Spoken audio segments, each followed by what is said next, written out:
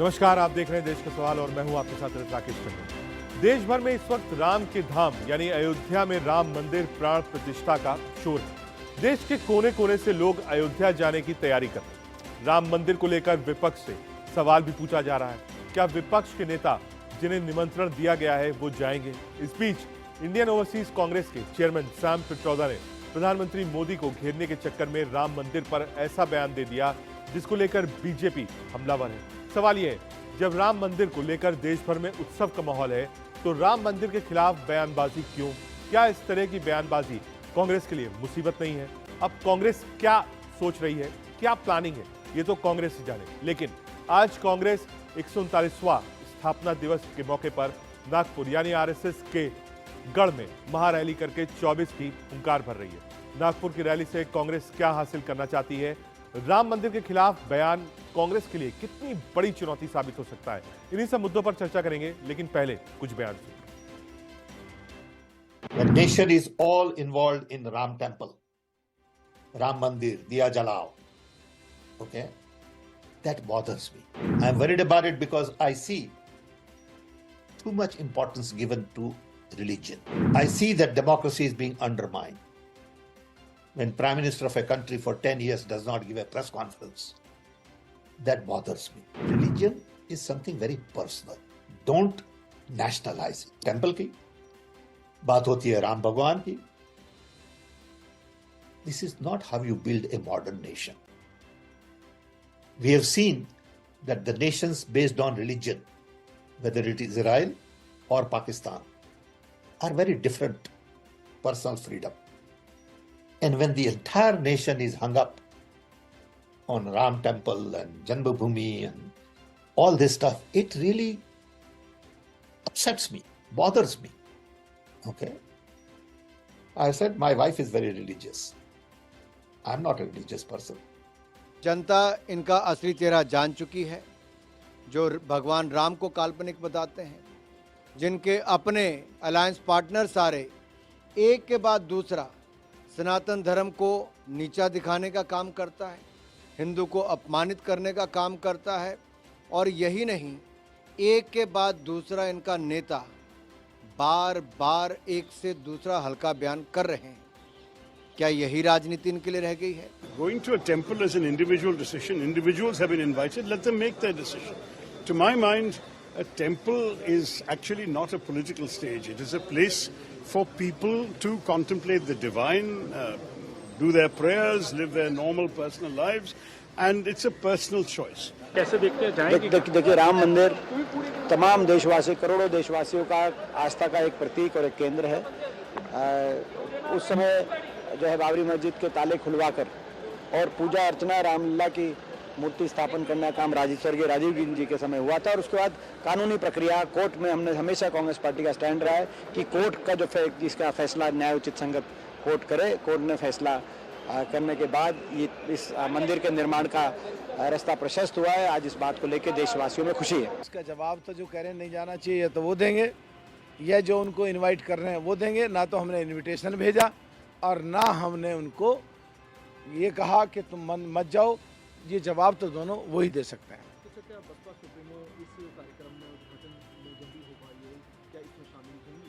देखिए, कुमारी बहन मायावती जी सभी जाति धर्म के लोगों का और सभी धर्म के जिसमें आस्था है सबका बहुत इज्जत करती हैं, और सबको बिल्कुल किसी पे भी उनको कहीं विरोध होता नहीं है। जो हम देखते आए हैं, मैं 17 साल से बीएसपी में हूँ, जो हम देखते आए हैं वो धार्मिक स्थानों पे कहीं भी जाति नहीं है, और वहाँ जाना है नहीं जाना है इसका निर्णय खुद कुमारी बहन। आईटी रेवोल्यूशन देश के युवाओं ने किया, कांग्रेस पार्टी ने मदद की, कांग्रेस पार्टी ने विजन दिया, मगर आईटी रेवोल्यूशन हमारे युवाओं ने किया। अब मैं आपसे पूछना चाहता हूं कि पिछले 10 साल में नरेंद्र मोदी जी ने कितने लोगों को रोजगार दिया है?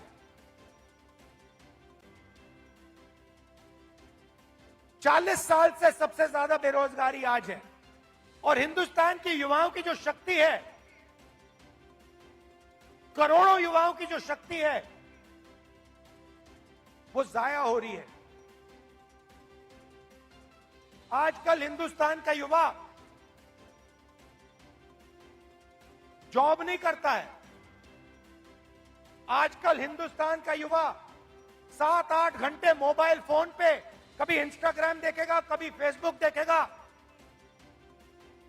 ये सच्चाई है हिंदुस्तान की, और उसकी शक्ति जाया हो रही है।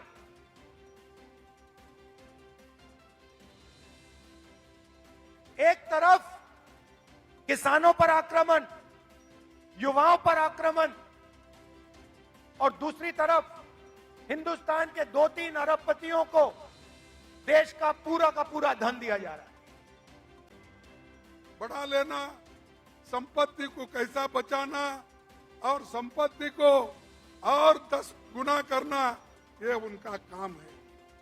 लोग ये कहते हैं और बार बार मोदी जी और उनके लोग, देश की प्रगति हो गई, हम आने के बाद देश आगे बढ़ रहा है।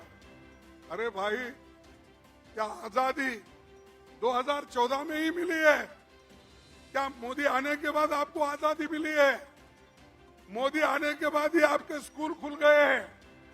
मोदी आने के बाद भी रेल चल रहा है। मोदी आने के बाद भी मेडिकल कॉलेज चल रहे हैं। अरे मोदी, ये तो सब मिलने के बाद वो आज उस गद्दी पे बैठे हैं। मेरे को लिख के भेजे हैं, थोड़ा मैं मराठी में बोलूं। अरे भाई, मी मराठीत बोलतोय, नाही म्हणून नाही, पण माझी विचारधारा जे आहे ते जवाहरलाल नेहरूच्या विचारधारेवर आणि बाबासाहेब आंबेडकरच्या विचारधारेवर।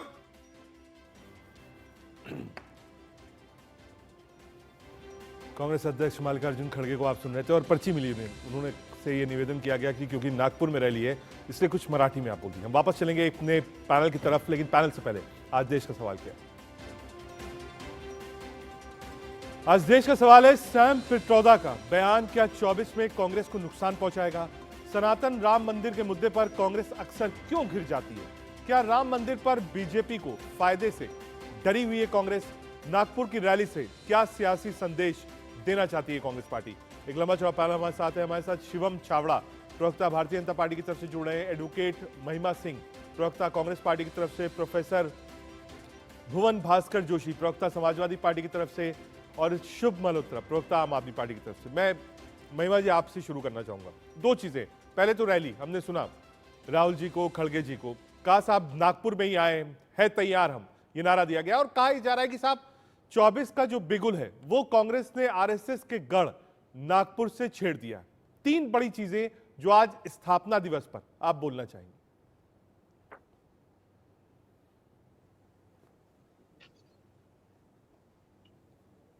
जय हिंद। मेरी आवाज पहुंच रही है आप तक? बिल्कुल बुलंद आ रही, मैम बोलिए। जी, आज हमारा स्थापना दिवस है और आज ही के दिन 1885 में जब कांग्रेस की स्थापना की गई, तब से लेके आज तक नागपुर का देश का केंद्र होने के कारण एक राजनीति में भी अहम एक जो है वो उसका किरदार रहा है। तो इसीलिए नागपुर का चयन किया गया। नागपुर से आज जो आपने बातें सुनी, मुझे लगता है बड़ा स्पष्ट है, चाहे वो राहुल गांधी जी के मुखारविंद से आया हो या उसके बाद खड़गे जी ने कहा हो कि विचारधाराओं की लड़ाई है, 2 विचारधाराओं की लड़ाई है। नागपुर वो भूमि है जहां पर एक तरफ तो नफरत फैलाने वाली आरएसएस का बंगला दिखाई देता है, जैसा खड़गे जी ने इंगित किया, और दूसरी तरफ उसी भूमि पर जो है वो अंबेडकर जी की दीक्षा भूमि भी है। वहीं पर उन्होंने दीक्षा ग्रहण की, बौद्ध धर्म की। वहीं से 1920 में महात्मा गांधी जी ने असहयोग आंदोलन का आगाज किया। वहीं पर 1959 के अंदर आपको याद होगा कि कांग्रेस का एक सत्र हुआ जिसके अंदर इंदिरा गांधी जी को अध्यक्ष चुना गया। वहीं इमरजेंसी के बाद जब ऐसा लगने लगा था कि कांग्रेस की जो जमीन है पूरी तरीके से अब खो जाएगी, वहीं से बिगुल बजाया गया और उसके बाद हमने देखा विदर्भ की सारी सीटों पर कांग्रेस ने किस तरह से दूसरी पार्टियों का सफाया किया और विजय हासिल की। तो इसलिए नागपुर की भूमि एक अहम भूमि है, लेकिन आज के दौर में ऐसा लगने लगा है जैसे भाजपा ऐसा समझने लगी हो कि वो वहां काबिज हैं किसी भी प्रकार से, या ये उनका विचारधारा का क्षेत्र है। ऐसा बिल्कुल नहीं है। आज की रैली में ये बात स्पष्ट हुई है कि बेरोजगारी का मुद्दा हो, महंगाई का मुद्दा हो, किसानों का मुद्दा हो, इस देश के युवाओं का, महिलाओं का मुद्दा हो, उन सभी के न्याय की बात कांग्रेस करने जा रही है और उसे बुलंद तरीके से करेगी। और उस बात को करने के लिए, उस लड़ाई को लड़ने के लिए, इस जंग को छेड़ने के लिए है तैयार हम। 2024 दूर नहीं है, चंद ठीक है। दिन रह गए। महिमा जी, वो जो सेकंड पार्ट था मेरे क्वेश्चन का, सैम पित्रोदा जी वाला, जिन्होंने कहा नहीं साहब राम को आप मुख्य भूमिका में मत रखिए, राम पर राजनीति हो रही है, हम जाएंगे नहीं जाएंगे हम तय करेंगे, लेकिन राम में आस्था है, इसलिए लोग सवाल पूछ रहे हैं कि साहब कांग्रेस क्यों नहीं कह रही कि हाँ हम भी जाएंगे।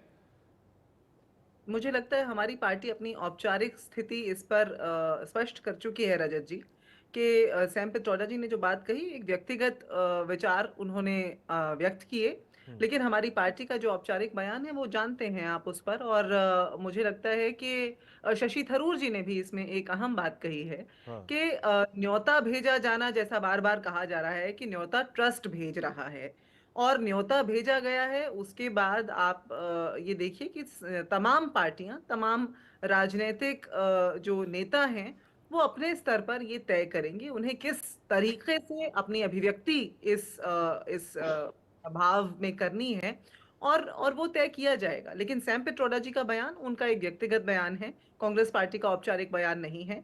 कांग्रेस पार्टी का औपचारिक बयान कांग्रेस पार्टी के नेताओं के द्वारा दिया गया है, दिया जा रहा है, और वक्त के साथ और स्थिति स्पष्ट हो जाएगी। ठीक है, शिवम के पास।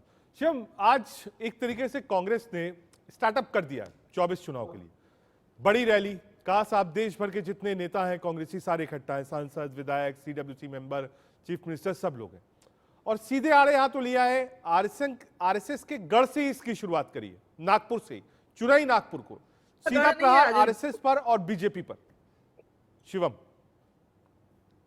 देखिए कांग्रेस कुछ भी कर सकती है, और मुझे लगता है कि जब आपको देश की जनता ने हाशिए पे लाके खड़ा कर दिया है तो आपको सभी काम करने चाहिए, और ये लोकतंत्र है। मुझे लगता है कि उनका ये पूर्ण अधिकार है कि किसी प्रकार से भी वो सत्ताधारी दल के खिलाफ अपना स्ट्रॉन्गेस्ट फुट फॉरवर्ड लेकर के आए, इसमें कोई आपत्ति नहीं, राजनीतिक क्षेत्र में उनको पूर्ण अधिकार है और वो करते हैं। लेकिन ये समझना चाहिए कि कांग्रेस पार्टी जो अपने आप को राष्ट्रभक्ति की एक कसीदे भी पढ़ रही थी महिमा जी, सही मायने में परिवार भक्ति में लिमिट हो चुकी है। जब आप परिवार भक्ति में लीन हो चुके हैं तो कहीं ना कहीं देश उसके अंदर में सेकेंडरी हो जाता है। इसलिए भारतीय जनता पार्टी से आपका कोई कंपैरिजन ना कभी था, ना कभी है, ना कभी हो सकता है, क्योंकि भारतीय जनता पार्टी के लिए, उनके कार्यकर्ताओं के लिए, उनके नेताओं के लिए देश सर्वप्रथम होता है, पार्टी दूसरी आती है, और फिर परिवार आता है, फिर सेल्फ आता है। तो मुझे लगता है कि कोई कंपैरिजन ना था, ना है, ना रह सकता है।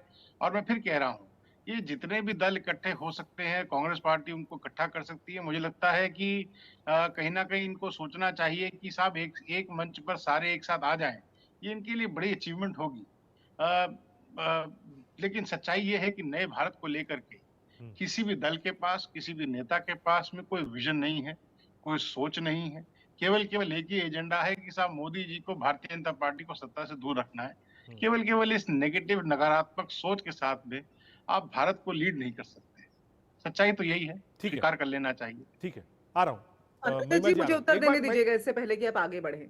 महिमा जी, मैं एक बार ओपनिंग रिमार्क ले लूं। नहीं, मैं बिल्कुल स्पष्ट, बिल्कुल संक्षिप्त में एक उत्तर दूंगी, मुझे 10 सेकंड मात्र आप दीजिए। आप आरएसएस का गढ़ जब नागपुर को बुलाते हैं, मुझे लगता है बहुत बड़ी चूक है। बहुत से कारण मैंने पहले गिनाए, एक और कारण बता देती हूँ। 1980 से 2019 के बीच भाजपा नागपुर की सीट पर लोकसभा चुनाव मात्र 3 बार जीती है, रजत जी। मुझे मालूम है महिमा जी क्या है। देखिए ठीक है, आप जो बात कर, मैं बिल्कुल मान गया आपकी बात, लेकिन जो बोलचाल की भाषा है, जो जनता से आप कहेंगे और नागपुर कहेंगे, तो पहली चीज दिमाग में यही आती है कि साहब आरएसएस का हेडक्वार्टर।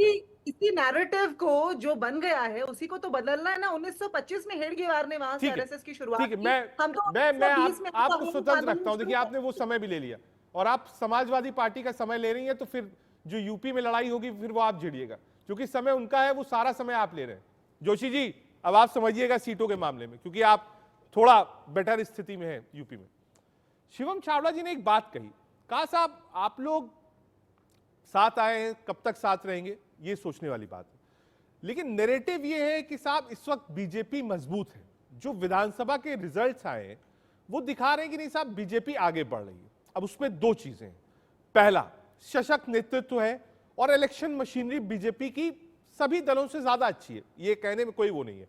और जनता का झुकाव जो मैंडेट मिला है उससे दिखता है। मैं नहीं कहता हूं मेरा झुकाव है कांग्रेस या बीजेपी की तरफ, जो जनता का झुकाव है वो मिला है, खास तौर से हिंदी पट्टी नॉर्थ बेल्ट पे।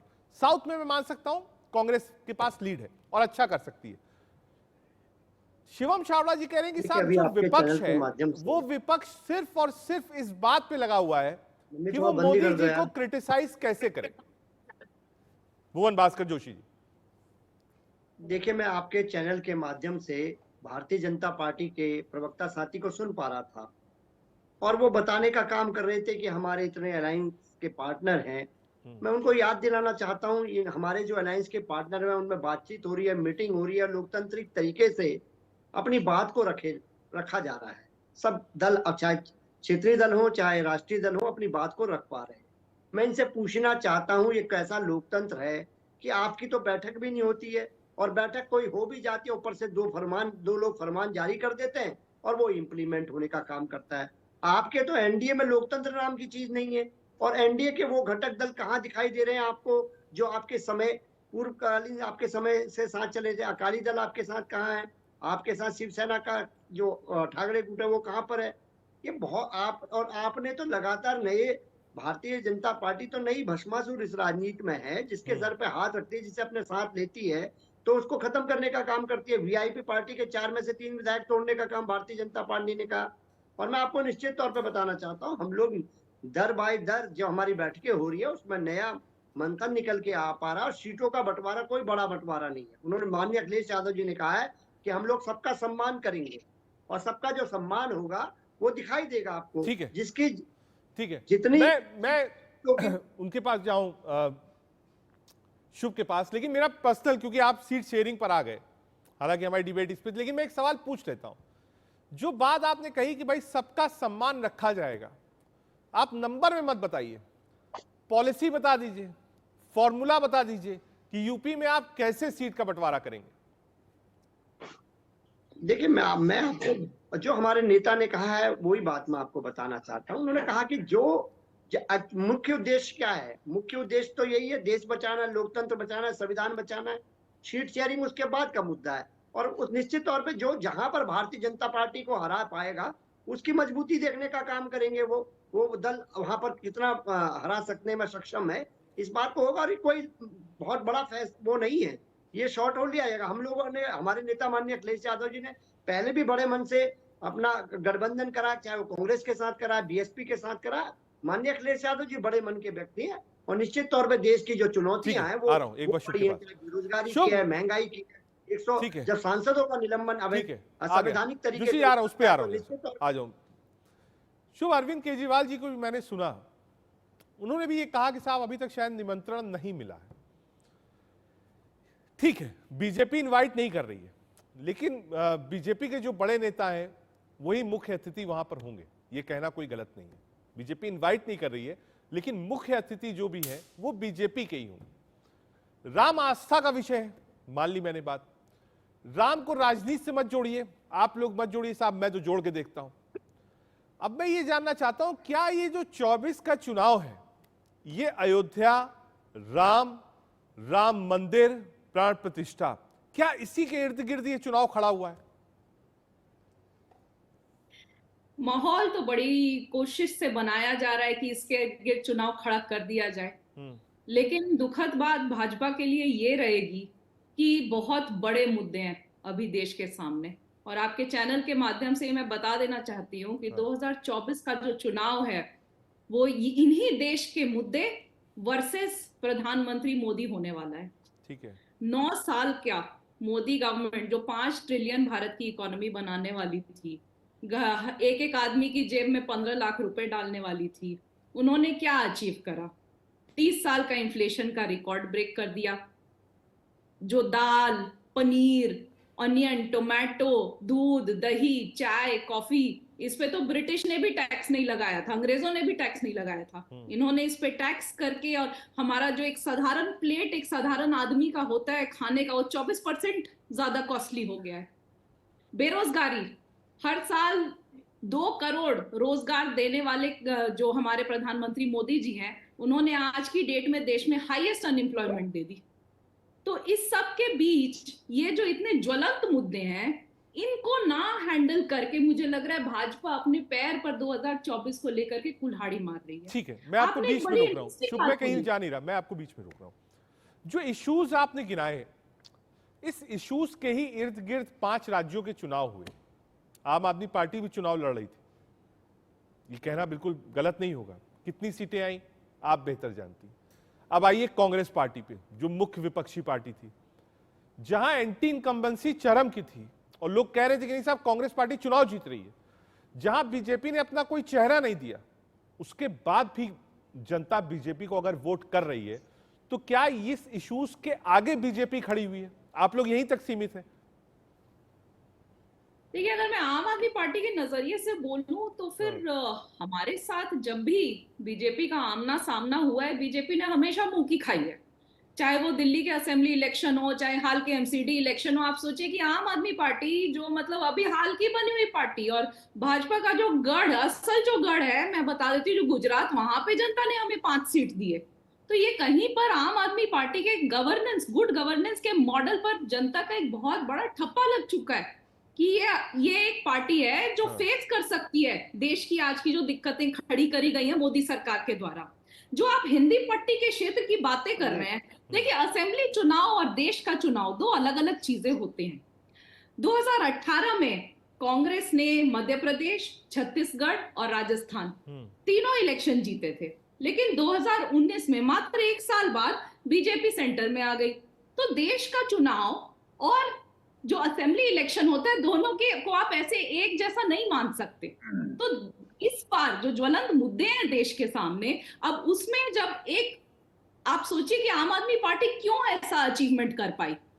इतना इन्फ्लेशन होने के बावजूद दिल्ली में देश का सबसे कम महंगाई है, 3%, लगभग आधा सबसे कम महंगाई। 200 यूनिट बिजली मुफ्त मिलती है, 20,000 लीटर पानी मुफ्त मिलता है, शिक्षा और बढ़िया स्वास्थ्य का मॉडल है, महिलाओं को यातायात सेवाएं मुफ्त मिलती हैं, बुजुर्गों को तीर्थ यात्रा मुफ्त मिलती है। तो ये सब एक गुड एक बार शिवम के पास। शिवम, विपक्ष 2 लोगों आपने सुना, समाजवादी पार्टी को और आम आदमी पार्टी को भी। अभी आता हूं महिमा जी आपके पास भी। दोनों कहना है कि साहब ठीक है, मोदी जी मजबूत है, मान गए। आप चाह रहे हैं कि राम मंदिर के इर्द गिर्द चुनाव हो जाए, पहला। दूसरा, का इतने और सारे इश्यूज है देश में, उस पर भी तो बातचीत करिए, उसको भी तो एड्रेस करिए आप। भाई, राम जी के इर्द गिर्द ना आज का देश का चुनाव कभी था, ना है, ना कभी होगा। राम तो अद्वितीय है, और कहीं ना कहीं भगवान राम का जो मंदिर बन रहा है, ये राजनीति का केंद्र नहीं, आस्था का केंद्र है, इस देश की संस्कृति का केंद्र है। और मैं ये फिर कह रहा हूं कि इस पे किसी प्रकार की राजनीति नहीं करनी चाहिए। आप कल्पना करिए ना, मैं फिर कह रहा हूँ, अभी उन्होंने चर्चा करी, अभी आपने भी ये कहा कि साहब बीजेपी के नेताओं वहां पे चीफ गेस्ट है। अरे भाई, बीजेपी के नेता नहीं रजत भाई, देश के प्रधानमंत्री उसका उसकी प्राण प्रतिष्ठा करने वाले। और वहां पर ना सिर्फ भारतीय जनता पार्टी रजत भाई, Congress party, Samajwadi party, CPM, देश के विभिन्न दलों के नेताओं को वहां पे आमंत्रित किया गया है। तो कहीं ना कहीं अगर राजनीतिक खड़ा बनाना था तो साहब हो सकता है केवल बीजेपी के नेताओं को आमंत्रित किया जाता, तो आप आरोप लगाते तो मैं उसको स्वीकार करता। कहीं ना कहीं इस पे राजनीति किसी प्रकार से नहीं होनी चाहिए। मैं फिर कह रहा हूं, ये देश की संस्कृति, देश की आस्था का विषय है। 500 वर्षों के संघर्ष के बाद में वहां पे विशाल राम मंदिर का निर्माण हुआ है, भगवान राम जी की प्राण प्रतिष्ठा होगी, इससे आनंद की बात तो हो ही नहीं सकती। रही बात जिन विषयों की भी चर्चा कर रही थी, शुभ जी को मैं सुन रहा था, जिस दिल्ली ने देश को भ्रष्टाचार का मॉडल दिया, 4 नेता जेल के अंदर हों, जिस दिल्ली ने इस देश को हेल्थ का मॉडल दिया, नकली दवाइयां बांटकर, जिस दिल्ली ने इस देश को, ठीक है, आप समझ लीजिए, एजुकेशन का मॉडल दिया, जहां पे प्रिंसिपल नहीं, वाइस प्रिंसिपल नहीं, टीचर्स नहीं, शुभ एक बार रिप्लाई कर नया दिए, फिर महिमा जी के स्कूल पास दिल्ली जाना में है नहीं क्योंकि बना दिल्ली पाए। का आपका मामला और है। बातें बड़ी बड़ी कर रहे हैं साहब। आप कौन से, आप किस, आखिर किस मुंह से आकर के आप प्रधानमंत्री मोदी जी के नेतृत्व को काउंटर कर रहे हैं, मेरी समझ से परे है। और मैं फिर कह रहा हूं, और मैं दावे के साथ कह रहा हूं, आपका उत्तराखंड में क्या हुआ? बड़े बखान कर रहे थे, जमानतें सब तुई हैं। गोवा में आपका क्या हुआ? बड़े बखान कर रहे थे, जमानतें सब तुई हैं। गुजरात में आपका क्या हुआ? हम आ रहे हैं, हम ये कर रहे हैं, वो कर रहे हैं, स्थिति देख लीजिए। महाराष्ट्र में तो स्थिति देख लीजिए। अरे भाई, कोई तो दीन ईमान लेकर के आइए। हिमाचल में आपकी पूरी की पूरी यूनिट आपको इस्तीफा दे देती है। आप बताइए ना, कौन से प्रदेश की बात कर रहे हैं? काट की हांडी बार बार नहीं चढ़ती।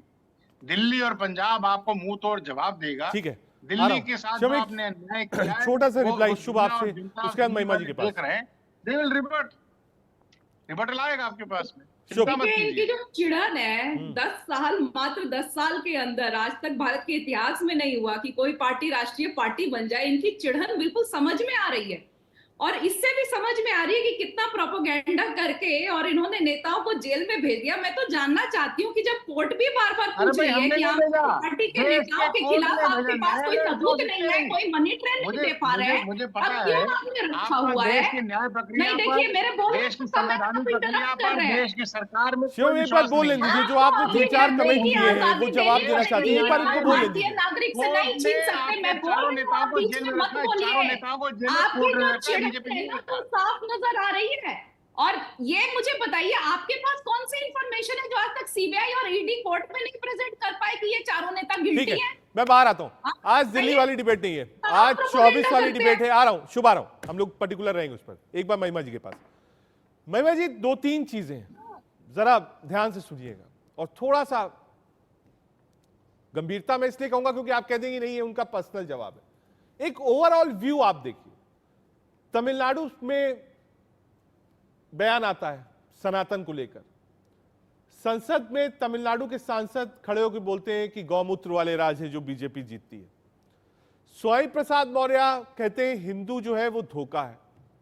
उसके बाद सैम पिट्रोदा साहब, ठीक है, कांग्रेस का कोई ऑफिशियल डाइस नहीं है, कांग्रेस का कोई ऑफिशियल प्रवक्ता नहीं है, कांग्रेस के मीडिया डिपार्टमेंट पैनलिस्ट भी कोई नहीं, मानता हूं इस बात को। आप चाहें तो आप कह सकती हैं कि मैं इस पर टिप्पणी नहीं करूंगी, लेकिन ओवरऑल एक व्यू जो बना वो ये बना कि साहब इन लोगों को कांग्रेस का समर्थन है। बीजेपी कह रही कि साहब कांग्रेस है, अलायंस में सारी दल है, तो कांग्रेस क्यों नहीं कहती कि नहीं ये लोग गलत कह रहे हैं?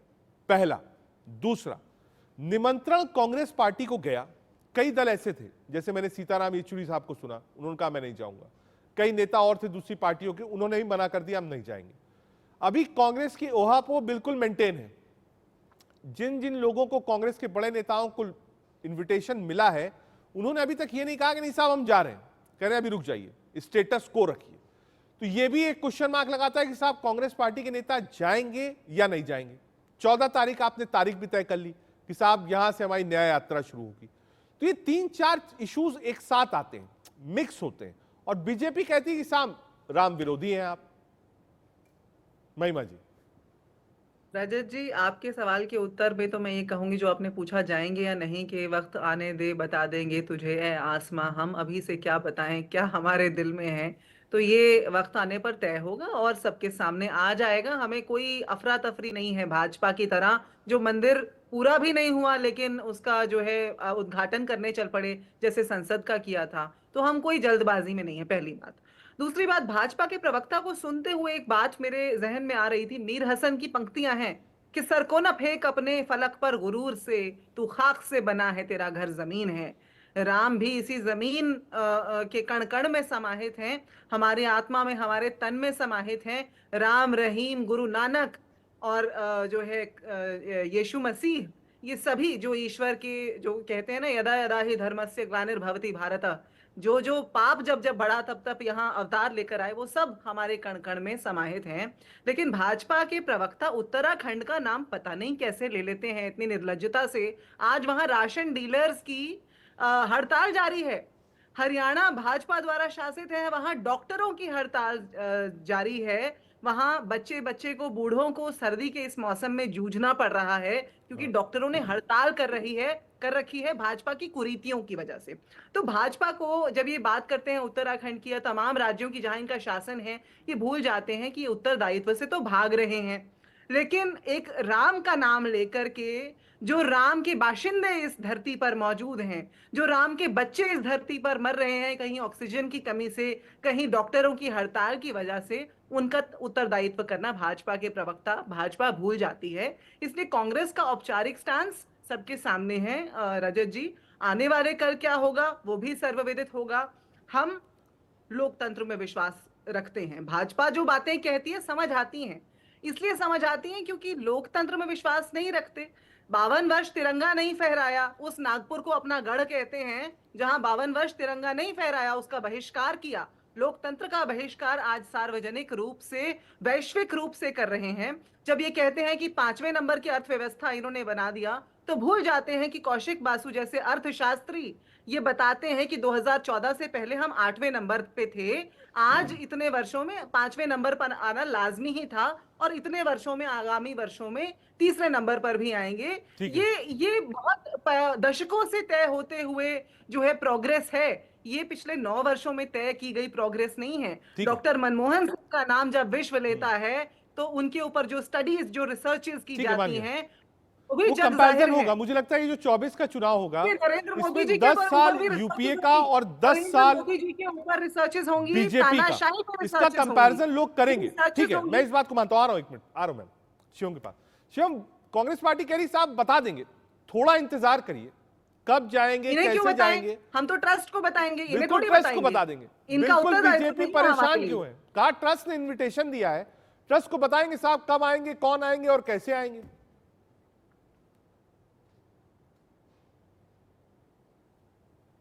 और अगर ट्रस्ट इन्हें बताता है तो फिर ये बता दें इनका और ट्रस्ट का क्या संबंध है। शिवम, यदा यदा ही धर्मस्य ग्लानिर्भवति भारत। मैं ये कह रहा हूँ कि मैं महिमा जी की बात सुनकर के बड़ा अपने आप को बेहतर महसूस करता हूँ कि वो 2-4 कविताएं बीच में बोल देती हैं, लेकिन सोचना चाहिए कि जिस पार्टी में, सुनिए ना, सुनिए, कविता नहीं है, इस पार्टी ने भगवान राम के अस्तित्व का प्रश्न उठाया था, भगवत गीता जो हम सभी भारतीयों का गौरव है। सुख की बात तो ये है, और कहीं ना कहीं ये उस महात्मा गांधी के शब्दों को भी भूलते हैं जो राम राज्य की स्थापना करना चाहते थे। ये उस महात्मा गांधी के अंतिम शब्दों को भूलते हैं जब वो जाते जाते बोलते थे, हे राम। गांधी के हत्यारों के मुंह से गांधी की बात ना सुनी जाए, वही अच्छा है। इनके लोकतंत्र और बिना लोकतंत्र, गांधी का माल्यार्पण करते हैं, गांधी के हत्यारों का ये माल्यार्पण करते हैं। करना भी अन्याय है। मैं महिमा जी केवल ये कहना चाहता हूँ कि जिस पार्टी ने हिंदुस्तान को फ्रजाइल वर्ल्ड इकोनॉमी में डाल दिया था, उसे नरेंद्र मोदी की सरकार ने देश की, विश्व की 5वें नंबर की अर्थव्यवस्था बनाया है। मुझे नहीं पता कौन से फैक्ट्स और फिगर लेकर के आपके चैनल पे आए हैं, लेकिन सच्चाई ये है कि 2014 से पहले तक हिंदुस्तान फ्रजाइल फाइल था, यानी कि टूटने की कगार पे था। ऐसी 5 इकोनॉमी थी जो बिखरी हुई थी। आज मोदी जी के शासन में हम विश्व की 5वें नंबर की अर्थव्यवस्था है। तो कहीं ना कहीं इस प्रकार की जो कहते हैं लेकर आते हैं, तो आपको सोचना चाहिए कि आप चैनल पे क्या कह रहे हैं। रही बात अभी मैं उनकी रजत जी, हमें लोकतंत्र का, हमारे स्वयं सेवकों को आप कहीं ना कहीं उस पर प्रश्न उठाते हैं। आप बोलते हैं साहब तिरंगा झंडा नहीं। हम वो लोग हैं, जब त्रासदी आती है ना, अगर सबसे पहला सरकार के बाद में अगर कोई पहला व्यक्ति वहां पहुंचता है तो राष्ट्रीय स्वयंसेवक संघ का कार्यकर्ता वहां पहुंच कर मदद करता है। तिरंगे का बहिष्कार क्यों किया था? कोरोना काल के अंदर में सुन लीजिए ना, सुनने की भी तो हिम्मत रखिए, केवल आप बोलते रहते हैं। गलत बातें आप भी इंटरप्ट करते हैं सर। बातों को खामोशी से सुनना, हाँ भी भर लेना बहुत है। आप भी इंटरप्ट करते हैं, आप भी सुनिए सर। आपका सम्मान कर रहा हूं, मेरी बात को सुन लीजिए। ये तो आपको दूसरे की बात सुनने की आदत नहीं है। कांग्रेस तो आपसे सीखे। नहीं सकती कांग्रेस पार्टी और कांग्रेस पार्टी शिवम छाबड़ा और भारतीय जनता पार्टी के किसी कार्यकर्ता की बात को नहीं दबा सकते। ये ध्यान में रख लीजिए, ये अपने जहन में डाल लीजिए। ये जो नई टेक्निक शुरू करी ना आपके कम्युनिकेशन सेल गलत ने बातों कि को साहब बोलते खामोशी रहिए से बोलते सुनना रहिए हम बोलते रहिए, बहुत बीजेपी है बोले पाए तो बोलने देश, न दीजिए, ये मगर चलेगी अच्छा नहीं। नहीं लगता। आप भी करते हैं नहीं, ये। इसको आपको नहीं लगता है भाई। मैंने पहले आपसे जो आपने कहा भी उसका उत्तर आप कहा नहीं दोगे है। तो बात खत्म देखिएगा करेंगे। रिवाइंड करके। जिस पार्टी ने एक बार जोशी को और जोड़ता अभी थोड़ी देर जोशी पहले जी, सुन तो लीजिए, एक मेरी तरफ बात तो सुन प्रधानमंत्री लीजिए। नरेंद्र मोदी बीजेपी, मान लीजिए बहुत ज्यादा अलायंस और पार्टनर्स और चेहरे उनके पास नहीं है, जैसा आपने कहा कि उनसे अलग हो गए, चाहे वो अकाली दल हो चाहे वो शिवसेना, और एक तरफ ये 28 दल जहां चेहरे ही चेहरे, तो फिर वो भी डायलॉग याद आता है जो प्रधानमंत्री ने राज्यसभा में अभिभाषण में कहा था कि एक अकेला सब पर भारी। आप देखिए ना, एक आदमी लड़ रहा है, इतने सारे लोग अलायंस पर हो गए, उसके बाद भी कुछ नजारा दिख नहीं रहा है, क्या करें जोशी जी? यही तो भारतीय जनता पार्टी की दिक्कत है। एक अकेला सब पर भारी और 44 छोटी मोटी सब पार्टियां लगा के 44 लोगों का अपना एनडी अलायंस बना रखा है, 44 दल साथ में, और फिर कहते हैं एक अकेला सब भारी, यानी कि उनकी गिनती भी ये नहीं करते हैं, उनको मानते भी नहीं है ये लोग, केवल अलायंस के लिए एनडीए के साथ हैं, लेकिन उनको उनका नाम लेना भी, हम तो गर्व से कह रहे हैं हमारे 28, हम लोग 28 साथ में। बताइए ना, एक अकेला कहां पर हुआ? हम लोग बोले अगर हम अकेला सब पे भारी तो कैसा लगेगा आपको? 28 लोग हैं और 44 लोगों को साथ लेके चल रहे हैं, और फिर कहते हैं एक अकेला सब भारी। पहले तो ये, और हम माननीय प्रधानमंत्री से आशा भी यही कर सकते हैं, क्योंकि ये तो सरकार जुमलों की सरकार है। 2 करोड़ नौकरी के कुछ मुद्दे पे आई थी, 2 करोड़ नौकरी के 20 करोड़ नौकरी का हिसाब, वो भी जुमला बोल दिया। बहुत हुई महंगाई की मार, वो भी जुमला हो गया इनके लिए। बेटी बचाओ बेटी पढ़ाओ कह के आगे, मणिपुर देखा लोगों ने और देखने का काम करा, पहलवान बेटियों को देखने का काम करा, हाथरस को, कानपुर को। ये निश्चित तौर पर जितने किसानों के लिए वादा करा, आय दुगनी करेंगे, 800 किसानों की हत्या हो जाती है, 3 कानून पे कोई बातचीत आगे नहीं बढ़ी, और आज का कानून आज किसान जो आत्महत्या के लिए मजबूर है। और देखिए संसद कहते नई संसद कह के पूरे विश्व में ढिढोरा पीटा। आज देखिए वहां पे सुरक्षा पे चूक हो गए, गृह मंत्री जवाब देने को तैयार नहीं है। तो स्थिति जो आज भारतीय जनता पार्टी की है वो बड़ी हास्यास्पद है। आज लोग जो भी ये कह देते हैं, कोई बात कहते हैं तो लोग कहते नहीं, ये तो चुनाव के बाद आएंगे और माननीय अमित शाह जी आके जुमला कह देंगे। तो इन लोगों पे देश की जनता का विश्वास नहीं है। और रही बात आपने कहा था कि अभी कि भाई वो वोटों में तब्दील नहीं दिखाई दे सकता, मैं तो इसको बहुत पॉजिटिवली लेके चलता हूँ, और पॉजिटिवली क्या लेके चलता हूँ कि किन किन चेहरा देखिए, मिजोरम में प्रधानमंत्री जी का चेहरा है, उसकी आप बात नहीं कर पा रहे। तेलंगाना में प्रधानमंत्री जी का चेहरा था, वहां आप बात नहीं कर पा रहे। हिमाचल में आप बात नहीं कर पा रहे कि प्रधानमंत्री का चेहरा आ रहा। आप कर्नाटक का नहीं बता पा रहे कि वहां पर प्रधानमंत्री का चेहरा आ रहा। आप घोसी में नहीं बता पा रहे, उत्तर प्रदेश में, कि वहां पर हमने 40,000 वोट चढ़ाया है समाजवादी पार्टी ने। आप नहीं बता रहे वहां प्रधानमंत्री का चेहरा आ रहा है। अगर जीत का श्रेय आप प्रधानमंत्री जी के तेजस्वी नेतृत्व को देता है तो हार का चेहरा कौन पहनेगा? क्योंकि अब तो पार्टी में कोई लोकतंत्र है नहीं। जो लोग टुकड़े की फुरमान जारी कर देते हैं, संसद में भी वही इम्प्लीमेंट होता है और बाहर भी वही इम्प्लीमेंट होता है। साहब, कर्नाटक देख लीजिए, घोसी के चुनाव देख लीजिए, हिमाचल देख लीजिए, तेलंगाना देख लीजिए, कहां वहां क्या हुआ, वहां क्या चीज बिगड़ गई? भाई जहां वोट मिले वो तो दिखाई नहीं दे रहा है। हिमाचल में भारतीय जनता पार्टी का वोट शेयर था, वो किसी को नहीं दिखाई दे रहा है। हम कितनी सीटें कितने कम से आ रहे हैं वो नहीं दिखाई दे रहा है किसी को। ये जरूर दिखाई दे रहा है कि चुनाव हार गए। भाई चुनाव तो चुनाव है, जीतना हारना तो एक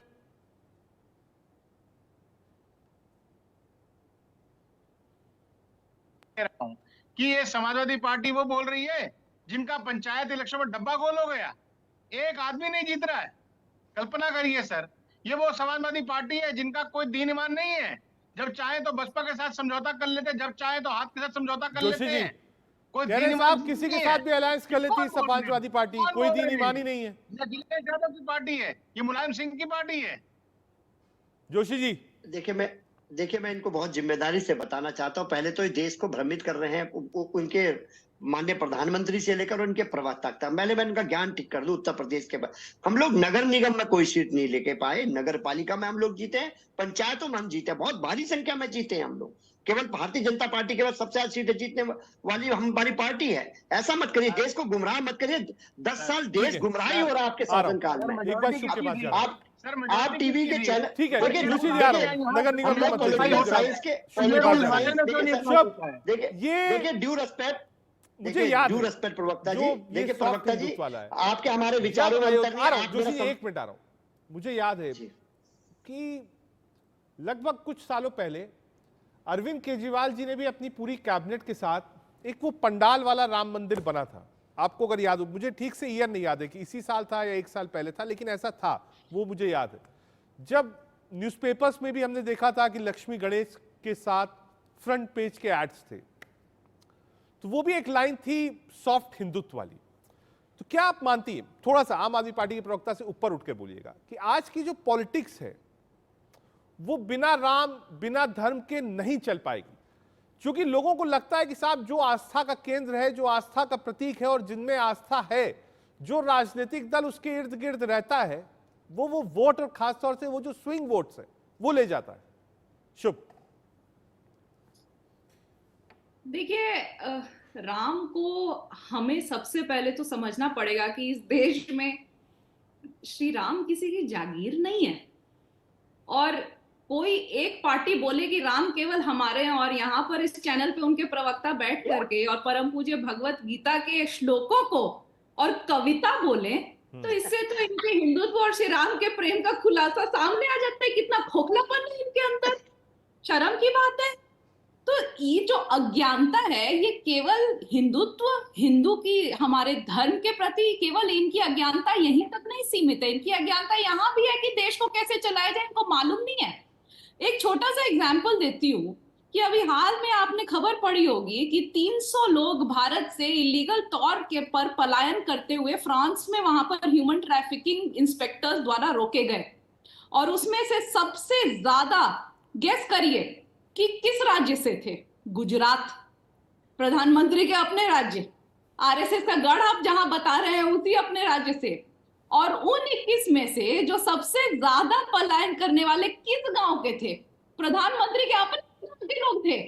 तो ये क्या बोलते हैं, 5 ट्रिलियन इकोनॉमी, 5वीं अर्थव्यवस्था।